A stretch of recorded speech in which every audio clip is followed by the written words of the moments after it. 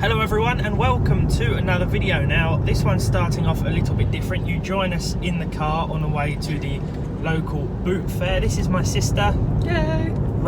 What's your channel name? I can't remember. Say random gaming. Sewn by Sophie. I'll leave a link to her channel in the description. We're just going down to the local boot fair with a massive budget of £10 to see what we can find, and then hopefully we can make a video with whatever goodies we come back with. So we're on our way. It's just started to rain as always, but let's go and see what we can find. Hopefully you can join me in about an hour or so and we can talk about the purchases if we find anything. I highly doubt it. So let's go.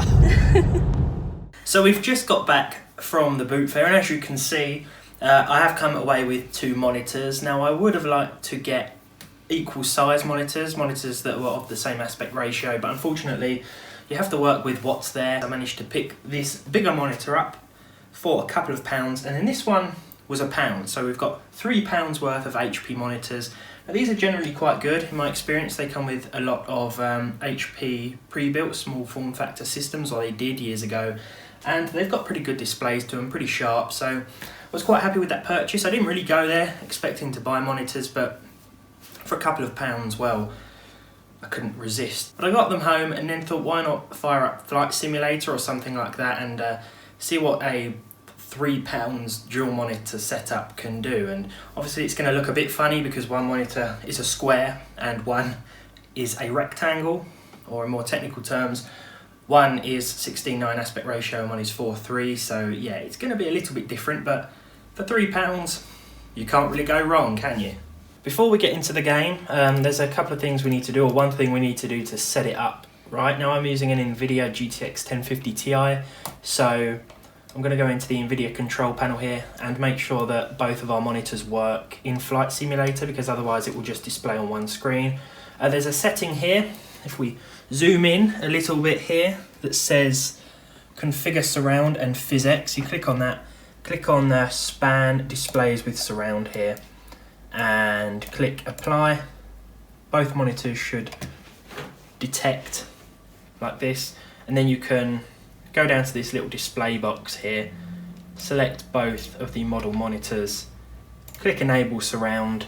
They'll turn off briefly, and because these are different aspect ratios, one will come up like this and the other one will look a bit stretched like this, but when you're actually using it normally, it's absolutely fine. Only when you enable this mode will it come up like this. So if you're browsing, then I'd recommend just keeping them as they are without enabling this surround option.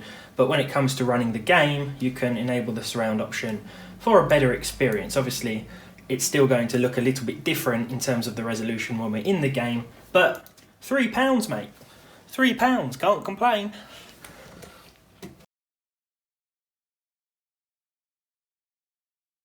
As you can see, we're at Gibraltar Airport here. The look I was going for, I don't think it really matters that this one is a totally different shape in some respects, because this is like my side window and this screen here acts as the windscreen. So it's not too bad, you know, if you're looking straight ahead. But again, £3, can't complain. I think for an entry-level dual monitor setup, if you want to get 2 monitors, perhaps while you're saving up for a better configuration, and you come across 2 that aren't quite the same size, it doesn't matter too much, you know. It's still a very fun experience. I mean, I was playing about with it a couple of minutes ago before recording, and to be honest, it is really, really fun still.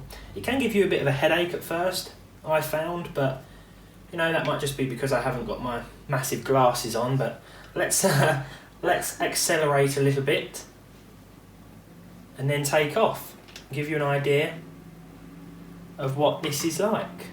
Obviously this isn't going to be for everyone, this sort of setup, but to me it's actually quite fun. You can see so much more, and I just think it's just a cool thing to do if you've got a couple of cheap monitors lying around.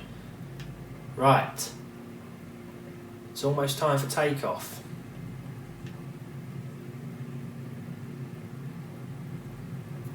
Here we go. Oh, here we go.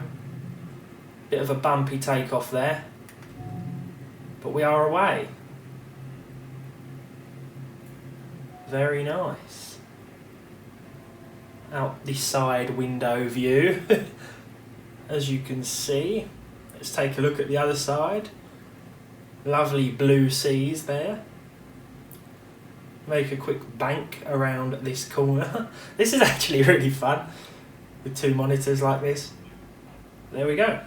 The cheap dual monitor setup, maybe getting 3 monitors in here as well would be quite entertaining. Another one of this size so that it's like another side window, but you know, I'm having a pretty good time with this configuration and that's all I can really say. Right, we're coming into land. This is not going, oh dear, this is not going well. I'm very inexperienced with flight simulators and I'm playing with a controller, but this isn't too bad. It's not too bad. Here we go. Here we go. Oh, it's like I'm actually... Oh, that was heavy. We bounced back up. And oh no. And I've come in... And we've actually come into the runway the wrong way. So, yeah, that's not... Whoa, there we go. Okay, so now my sister's having a quick go with Flight Simulator on the dual monitor setup. Let's go. Taxiing down. Don't steer yet. Come on. If you look on that screen, you can see how fast you're going. So, and then when you're going fast enough, just pull back gently. How do I know when I'm going fast enough? Keep going a little bit longer. A little bit longer. I don't like the way the remote's vibrating. And then... Whoa! Oh god! Oh no! Well, we're up. But that was the roughest takeoff, I think. Oh, so all my passengers are If you falling click- out the back of the plane. If you click L3, the wheels go up, the landing gear goes up. Which one's that? L3, the left analog stick, click it. There we go, the wheels have gone up. We're away. So there we go, as you can see we've made a very safe landing back at the airport we started off at. This has been the very cheap dual monitor setup, a couple of monitors that we picked up from the boot fair or the car boot sale. I think for the amount of fun we've had today with these monitors, it's certainly been worth the expenditure. So yeah, as I said before, if you do want a cheap dual monitor setup, then I'd recommend trying to find a couple that are the same size in terms of the aspect ratio and resolution, but you don't really have to do that. As you can see, it works out okay if you sort of treat this one as your side window in Flight Simulator and this one as your windscreen, but it's just been fun and I hope you guys have enjoyed watching it. So if you have, leave a like on it down below, leave a dislike if you haven't. Did that make sense? If you didn't, if you had, it's staying in.